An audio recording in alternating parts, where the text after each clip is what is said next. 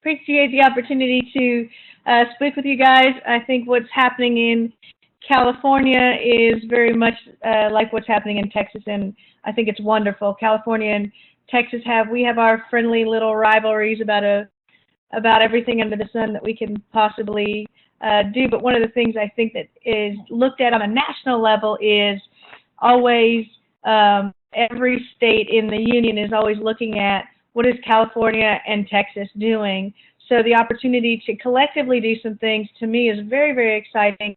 I think we set the bar and we set the example for the nation as far as collectively finding the best practices that are out there, because at the end of the day, we all do have the same mind and we all do have the same goal, which is to serve our women veterans and also the women in families of those who have served. So we often forget about the spouses and the other family members of our veterans. So to be able to have programs that serve them is quite amazing and exciting. We focus on a couple of things, and that's why I appreciate today's call. Is one of the things we do focus on is career development, entrepreneurship, and working with strategic alliances throughout the country. Well, what does that mean? Lots of people are doing career development or job fairs, things for vets. Lots of people are doing entrepreneurship. But what I really want to hone in on is what is working, what is out there. And that really comes down to collaboration, which is the slide that you see right there. We have been working for a number of years to analyze all the programs that are out there, see what the best practices are, and how can we collectively bring some amazing organizations in that want to serve our veterans, and then also have the geographic reach that it takes to deliver great programs. So what we have brought together now is a program through the University of Texas. If we could go back on University of Texas on entrepreneurship and training programs, they have been doing this through IC Squared for the National Science Foundation, through the Department of Education, and through a lot of foreign governments have hired the University of Texas to deliver their program because they want to raise the bar on entrepreneurship in their country. So we've been able to secure a relationship with the University of Texas to give a strong academic foundation. So the programs that we're delivering are scientifically proven. They are what the government uses as far as the standard, what is the bar, because I believe, and I believe you guys believe, that veterans deserve the very best quality programs. The programs that give secondary things to women veterans clearly have not worked in the past, and they're not going to work in the future. Our numbers are rising. We're in combat. We're at Ranger School. We're doing some things that the system itself is going to have to catch up with. So we're there to supplement the system. We're not there to say the VA is not doing this or DOD is not doing that. We're here to find what those holes are and see if there's a way that we can support. The other organization that we have paired up with is called EBW 2020.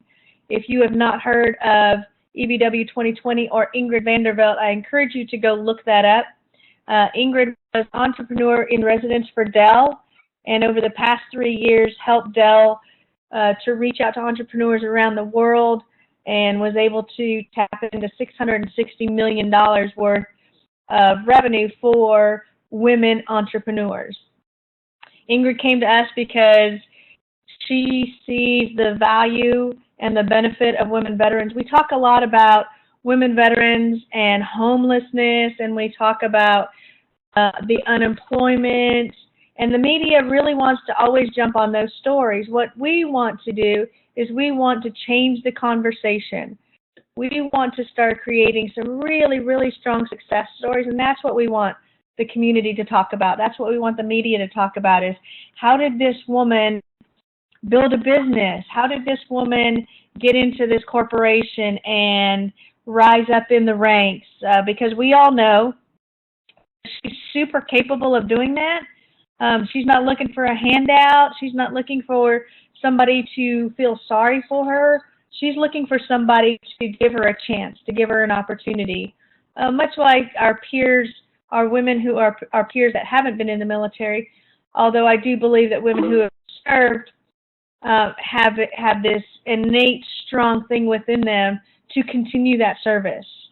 Whether it's in the corporate arena, whether it's entrepreneurship, we do believe entrepreneurship is a strong avenue. You know, the DOL is saying that right now, they're saying that what they found statistically is women who have served in the military, yes, they're 3 times more likely to be homeless, and they have a lot more physical disabilities.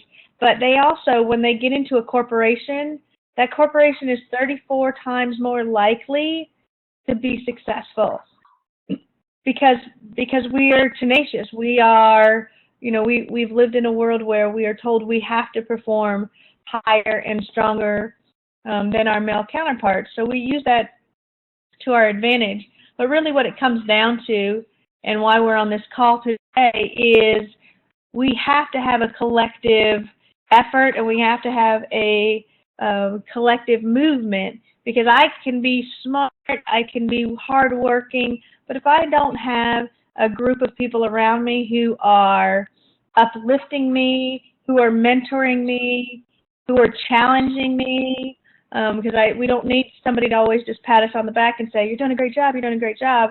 We need a mentor and a coach who will guide us along the way. That is where we seek to participate in the community. We seek to support the other organizations that are already doing something. How can we supplement what they're doing? How can we bring our resources to them to raise the bar? Well, we can do that through this collective unit through the University of Texas and through EBW 2020. The conversation at this point should really be, how can we take the programs that we've developed and set them in Seattle and San Diego and San Francisco and Tampa?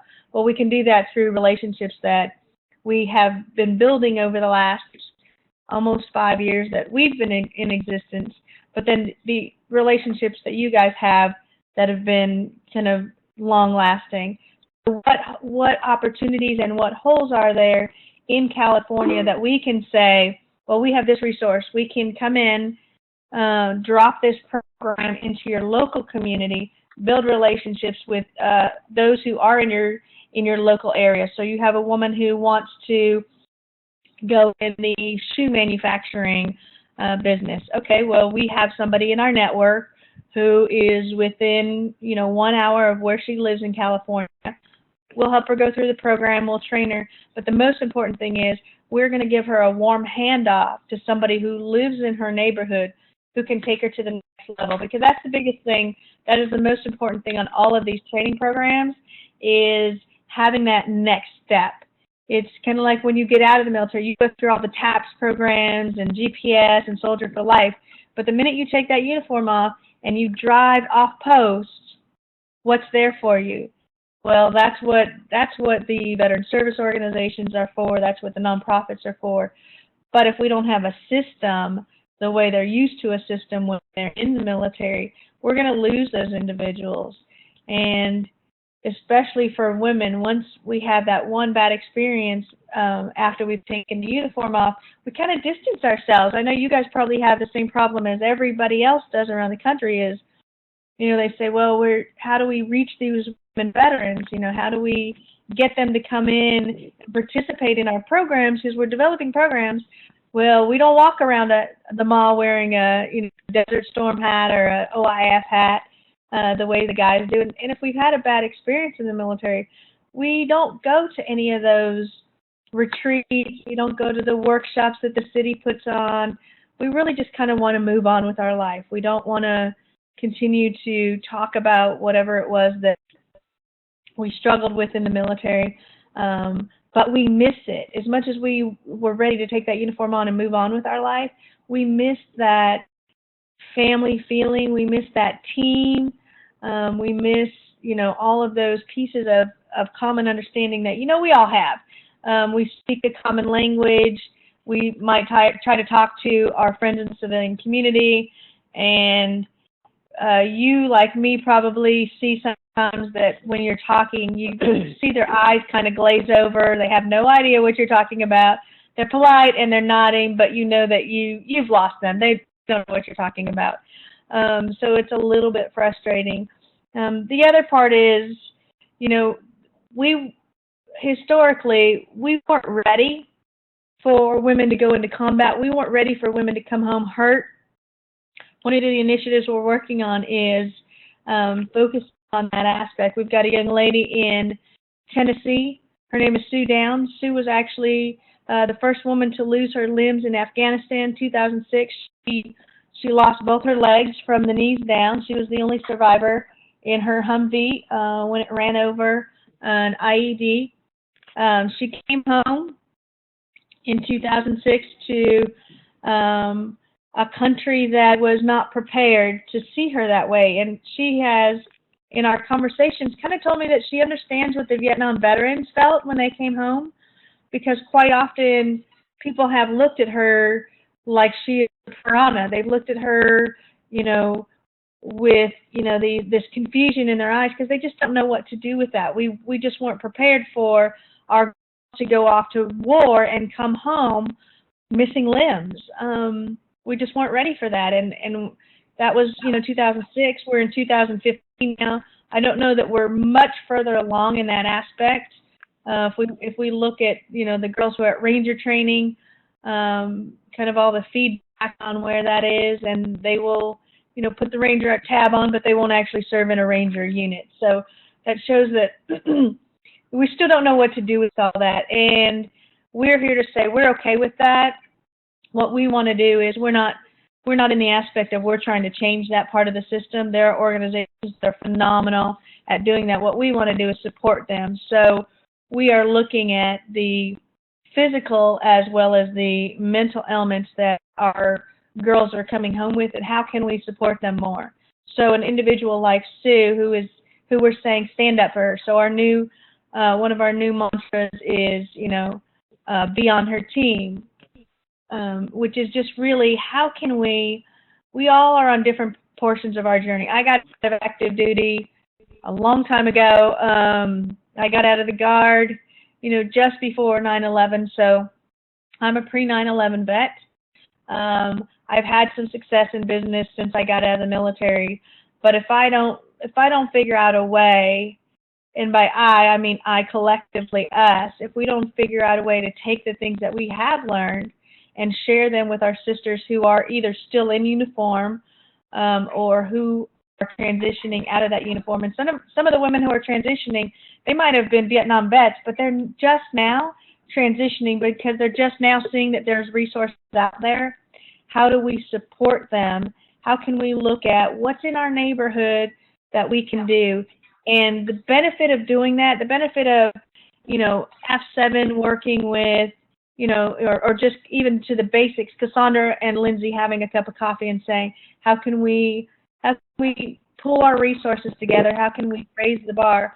The collective impact on that is that then the civilian community, the 99% of the country that has never served, starts to see the value. Instead of them seeing us as putting a hand out and, will you donate to this? Will you buy this raffle ticket? Will you, you know, come to this spaghetti dinner or whatever it is? Because we're always in, you know, we all are always in fundraising mode. Instead of them seeing that, they start seeing these success stories that we're pumping out. They start seeing that, you know, we're not talking about Sue that doesn't have legs and can't get the right prosthetics. We're talking about getting her these really awesome robotic legs like, you know, the guys get.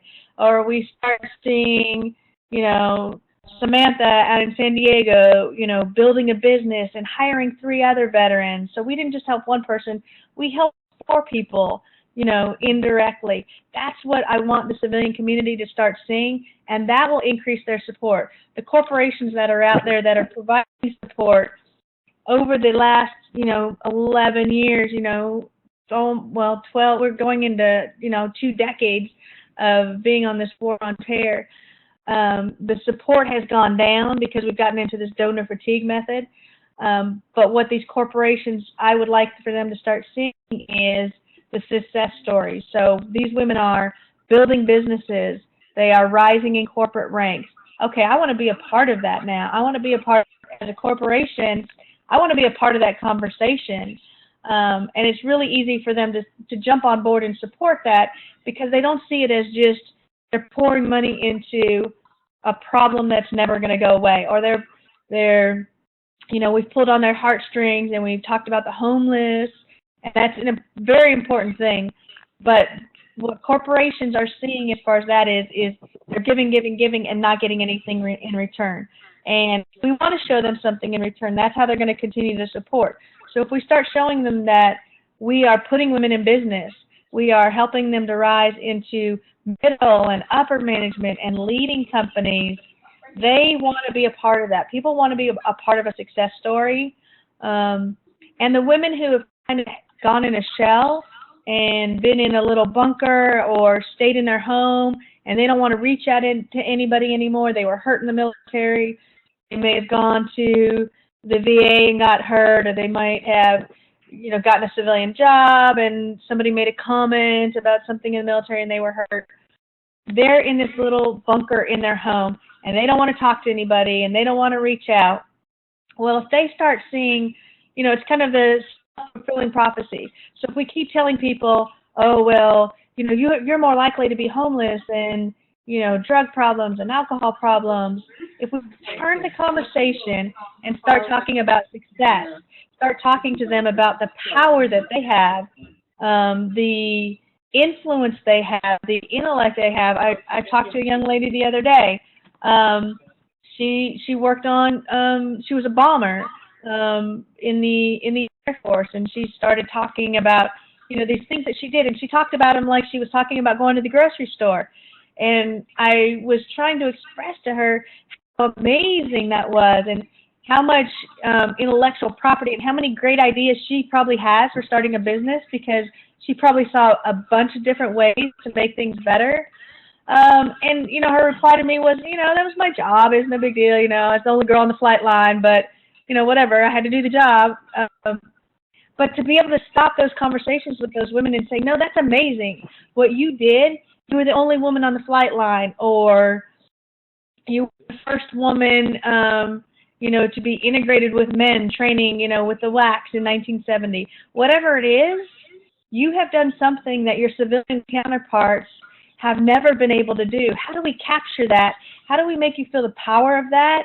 And then let that be the momentum that drives you to go use your GI Bill, to go tap into your voc rehab, to go find a mentor and say, you know what, I would like you to guide me. You're the CEO of a company, or you've built this great company. I don't really know what I can bring to you. I don't know what I can offer you, but I can tell you about my experience in the military. I can tell you some things, how I overcame things. Well, the civilian community wants to hear that. They look at all of these women, no matter whether they were, you know, an admin person or they were a fighter jet pilot. They look at women in the military and they have a high level of respect. They think that these women are, you know, amazing. And so we need to make these women who have worn the uniform feel that. We do that through these programs. The entrepreneurship training program that we have through IC Squared and through EBW, this collective piece, is very powerful. It is, I'm not going to say it's guaranteed to make a woman successful, but IC Squared has done this for, you know, women around the world on a huge scale for the last few years. EBW has been doing this for many years. F7 is really the conduit for making that happen. We want to have this program in California. We have about 13 other states that have already signed on to deliver this program. California is a key piece for us to deliver this, primarily because there is a large population. I mean, California and Texas go back and forth within about 100 people. I think right now we have about 195 women veterans, and I think you guys are sitting at like 191 or something. But for both of us, that number is just going to keep increasing with the drawdowns. with all this, fiscal tightness that's coming out of DC, we're going to have a lot more veterans, and they're going to go to California, they're going to go to Texas, they're going to go to Florida. So our populations are just going to continue to increase, and rather than having this huge fragmented resources for them to reach out to, I mean, if you Google women veteran resources, you'll probably have like 1 million hits. I'm exaggerating, but that's what a woman is going to see. I don't even know where to start. So rather than having a bunch of fragmented resources, how do we really live and breathe what Admiral Mullins and Colonel Sutherland wrote in The Sea of Goodwill? How do we collectively say, I have this resource, I'm really good at it, okay, you have this resource you're really good at, let's work together, let's deliver a program to these women, and then let's hand them to a woman in her neighborhood. Let's hold her hand until she is not only walking on her feet, but until she's ready to turn around and grab the hand of the woman behind her, because that is true success. Not just when we develop and really set one woman on her feet. The true measure of the success is when that woman can turn around and grab the hand of the one behind her and lift her up. Then we start having a true movement in our country that will look very similar to post-World War II. Post-World War II, 48% of all veterans came back, and they started their own business. And the community rallied around them. They helped them resource their products. They bought stuff from them simply because they were a veteran-owned business. Right now, we have about 6% who are starting their own business, but 38% say they want to. So the key is to really say, okay, here's a program. They are tried and true. They're proven. Let's get these women in there. Let's look at all the organizations that can help support this woman. And then once she's on her own feet, how can we plug her into going to the next step? I think that, that some of the programs in California that you guys are doing, very similar to what we're doing here. And we're seeing some cross-pollination now. We're seeing, we've been out in California a couple of times and done some events. We know that, like, Swords to Plowshares, which is based in California, is doing some things in Texas. We're really not that different when we break it down. We are much more similar than our civilian counterparts that are geographically dispersed. So the goal here now is all of the states, whether it's the big three, California, Florida, and Texas, building these robust programs that the smaller states, Ohio, Wisconsin, Washington, can plug into. At the end of the day, all of those geographic pieces matter far less than the women that we're supporting, because we've got a lot of girls getting out of the military now. They've faced a lot of things that even we haven't faced, because they're getting great opportunities, and we love that. But they're going to need a huge support system when they get out. So if we're collectively working together to have that infrastructure built and build, 1,000, 10,000 women, when these other women get out, there's already something for them to plug into. And again, I could just get on the soapbox and talk about this all day long, but we have to remember the spouses. We have spouses of veterans who are struggling, they're hurting, and they don't feel like they can relate to their friends who don't have military members as their spouse. They don't feel like they belong in the places where female veterans are, so they're lost. But they're a huge resource, and they're part of us. They're just like us in that they faced a lot of things that the 99% who haven't served don't understand. Well, they need us just as much as we need them. So the next step is really for us to begin to reach out to them and say, you're still part of the military family, and there's a place for you here at this table. You may have been beside the booths and we were in the booths, but we are still that military family, and collectively we're going to lift each other up. It may be one at a time, it may be, two ladies helping each other, it may be two states helping each other, but collectively we're going to raise the bar, and I'm very excited about working with you all, finding other ways. If there's things that you don't have that you need, finding a way to bring that to you. And if there's something that I need, me feeling comfortable reaching out to you guys and saying, hey, we need this one piece for our program. Is there something that you have that we can bring to the table to deliver these women? The collective and collaborative effort is very exciting to me. I love that we're moving more and more in that direction, and I look forward to working with all of you and seeing how we can do that. Excellent. Thank you so much, Cassandra. Just really quick reminder for everybody, if you're on the phone, if you could please click *6 to mute yourself, because we're still getting a little bit more feedback from everybody. Okay, thank you. And Cassandra, yes, thank you so much for pointing out that the spouses also need some resources and some additional help in also getting some of their credentials to work in their states, especially when their families are moving state to state all the time.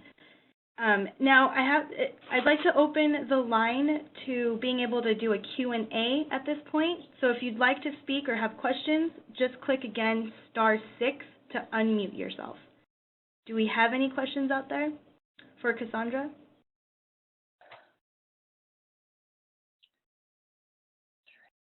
And if you're online, you can also ask your questions online. And I have a question, Cassandra. Somebody was asking earlier, how feasibly would you be able to bring this to California? What needs to be in the works? What would you need to see? What we would need to see is really simple. We just need to have you have a venue that we can drop into, and then the audience. We can help reach out to the audience. We are pretty connected with a lot of groups out there, but you guys spreading the word. So if we have a venue to come into to present, because initially we want to physically come in, then after that, everything we do, we can do virtually. But we also have a lot of local resources.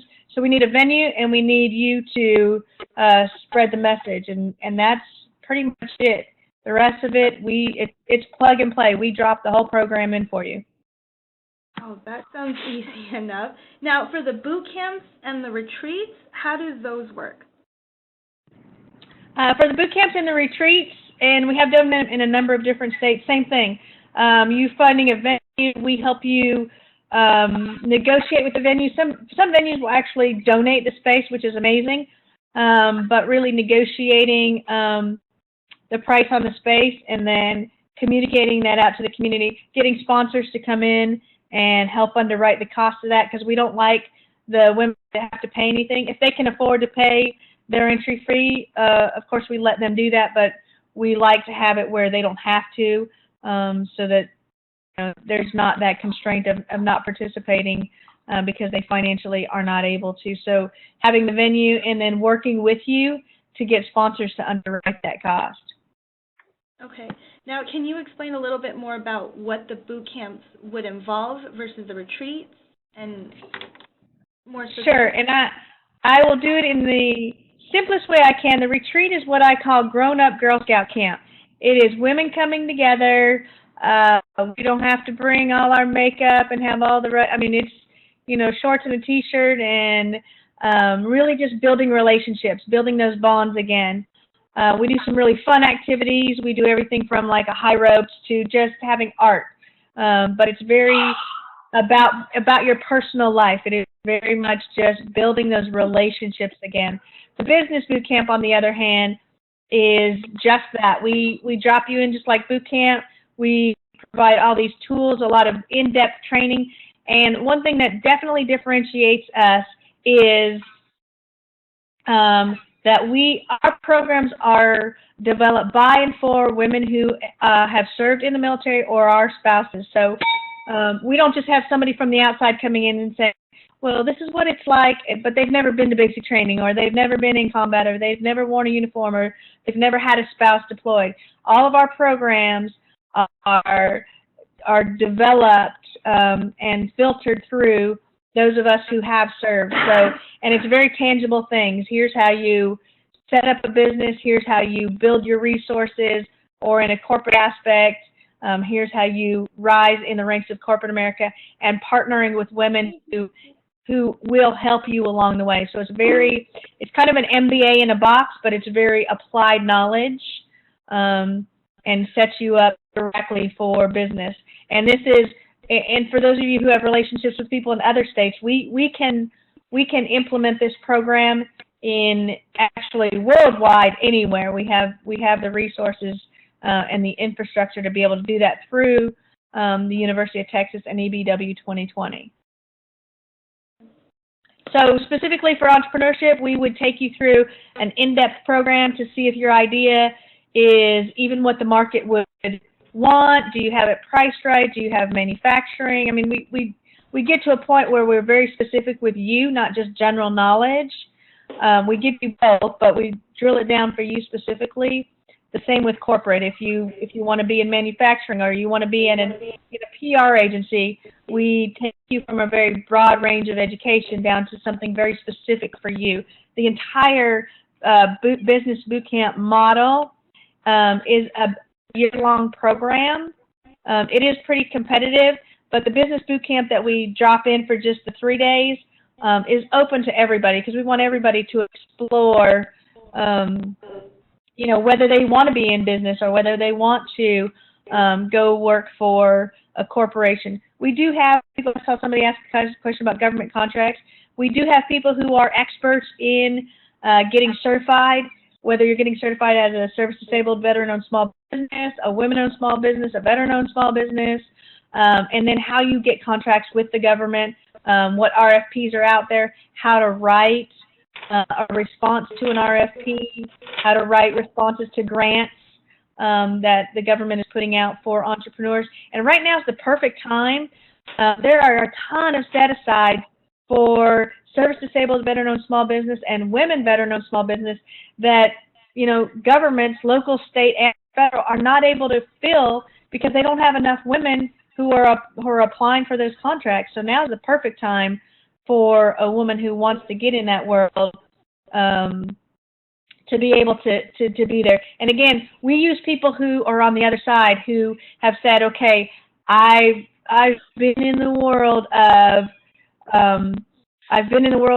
awarding government contracts for many years. We have people who are who've been in the Army G4 who are all about contracts as far as they're the check writers on the other side, helping the women who are going through this program to know, here's how you word something just a little bit differently that will get your contract to stand out, that will get us as the government to want to do business with you, because they do want to do business with women veterans.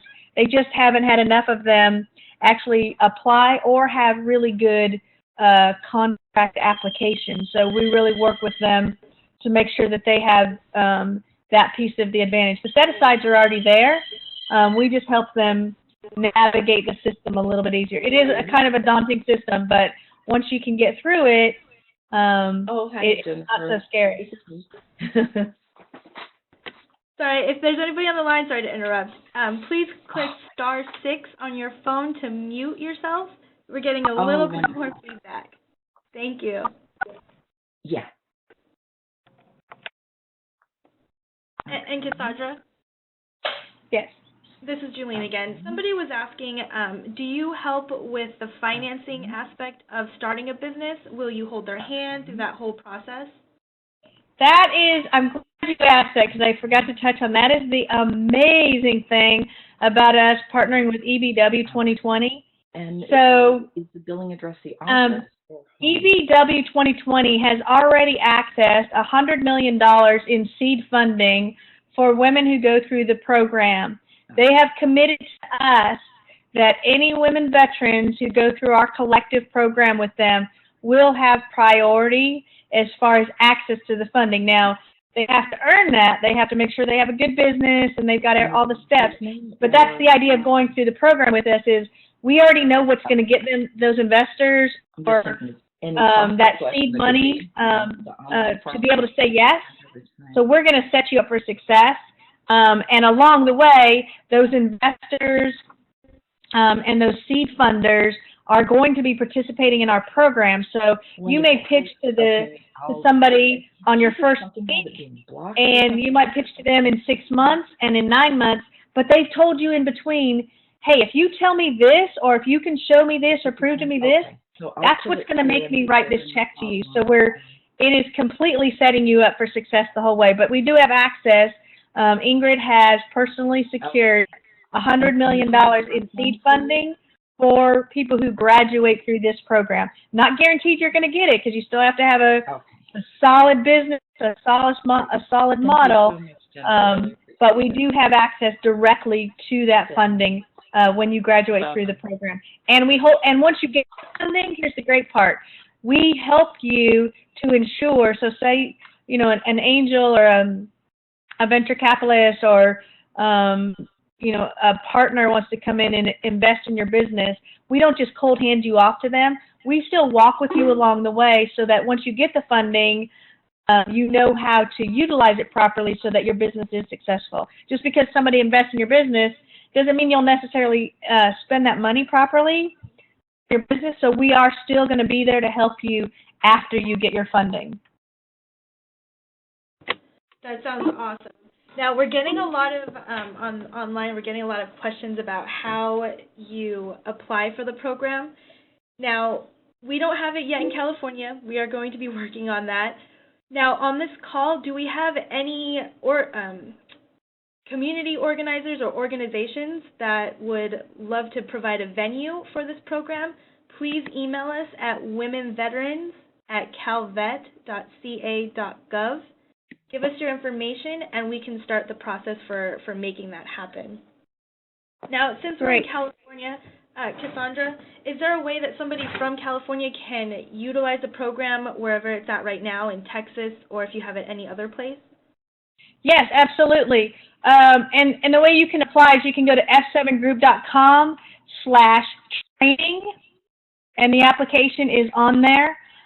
We are starting our first cohort in Austin in June. Well, our pre-cohort starts in June, and then we've got a full cohort starting in August in Austin. So if anybody wants to jump on the very first cohort, we are already filling seats in that.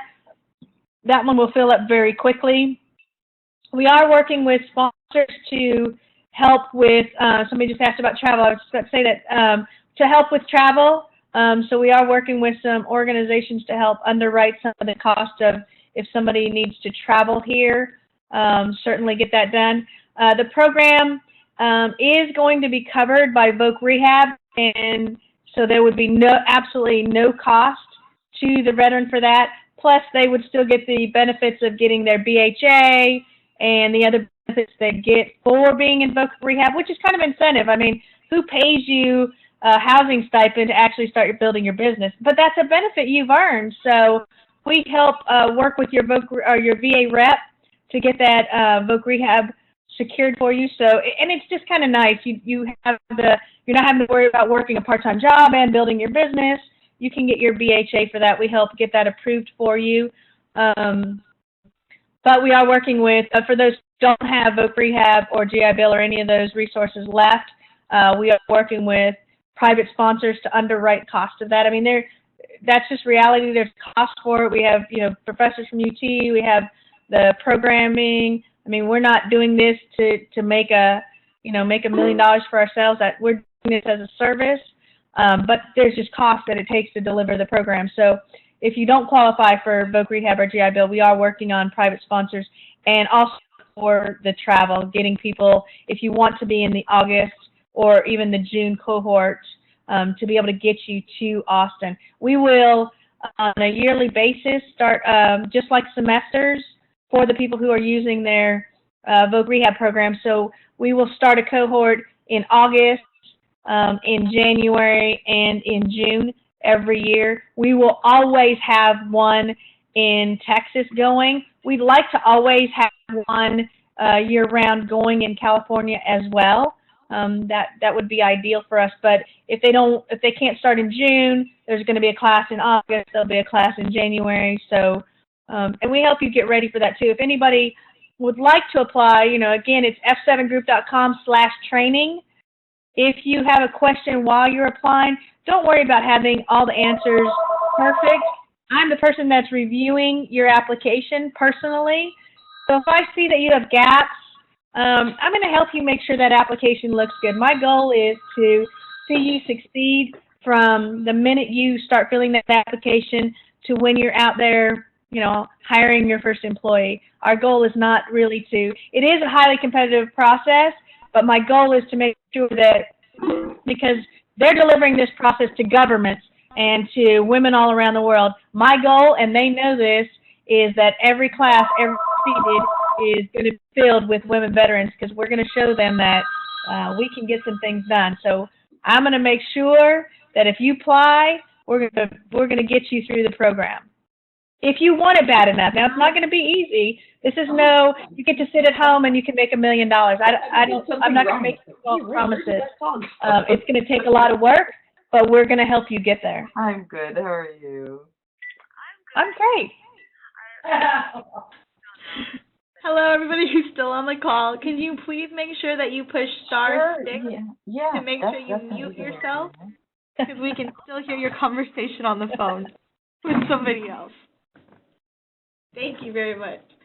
Now, Cassandra, somebody was asking what... We'll never know where I'm going to end up. I mean, I plan on going somewhere, and then I get stuck in a phone conversation or something and never make it, so... we can still hear you on the line. I don't know if it's going to become a much more private conversation later, but we can hear you. If you can please push star 6 to mute yourself. I have one request of people, especially because your kids are... Okay. All right, Cassandra, so... You can take some pictures there. Yes, we can hear this woman on the line. They want to send a little, series to the Dodgers and say, look. Please push star 6 to mute yourself, because we can hear your conversation on your private line. Pleasure. I hope they can tell her soon, or she can figure it out. So somebody asked Cassandra what some of the eligibility requirements were. They know that they have to be a veteran or a spouse of a veteran. Is that how that works, if they're not a veteran? Yes, they have to be a veteran, or for the first year, we're just having veterans and spouses of veterans. Starting summer of 16, we will have other family members, so if you're the daughter, say, of a veteran, you will be able to apply, but the first year will only be veterans and spouses or survivors, veterans. Excellent. And for the eligibility for a veteran, does it matter what kind of discharge that you have? The only thing that we can't have at this point is a dishonorable discharge. Okay. And it doesn't matter how long you served, pretty much anybody can sign up for the program? If you raised your right hand... Right. For the, so just in general, we're taking applications from, as far as veterans, from all veterans. You raised your right hand and you served. For getting in the priority, will be those who have the voc rehab, which if you don't know if you qualify for voc rehab, we do have a specialist on board who will be able to help you with that. And her email address is share, C-H-E-R, share@f7group.com. She will be able to help the specifics of qualifying for that portion, because those individuals will have priority because their funding is already covered. And yes, we do accept all members of the Guard and Reserve as well. Excellent. Well, I think that if anybody else has any questions, press star 6 to unmute yourself and go ahead and speak up now, or email or do it on the webinar. If not, okay. Well, that concludes the proportion of our guest speakers. Thank you so much, Cassandra, for taking the time out to speak with us on your really awesome program. And I'll keep in touch with you, with Lindsay as well, to make sure to coordinate some sort of, to move forward on bringing this program to California, because it sounds really amazing. Awesome. Thank you. I look forward to it. Excellent. Thank you again. And just to close, I just wanted to repeat to everybody, thank you so much for everyone for joining us on this phone call. If you do have any questions, please email us at womenveterans@calvet.ca.gov. I'll also put it up on the webinar for you to view. And our phone number is 916-653-1402 if you do have any questions. We make this phone call and this webinar available through an archive recording system, and it will be available probably around 3 to 5 business days from now, so you can also look at it and review it later. And if anybody has no more, If anybody has any more questions, you can forever hold your peace until the next call. Our next call will be again the first Monday of every month. And our next call should be June 1st, 10 o'clock to 11 o'clock. Again, thank you very much for joining us. Have a great day.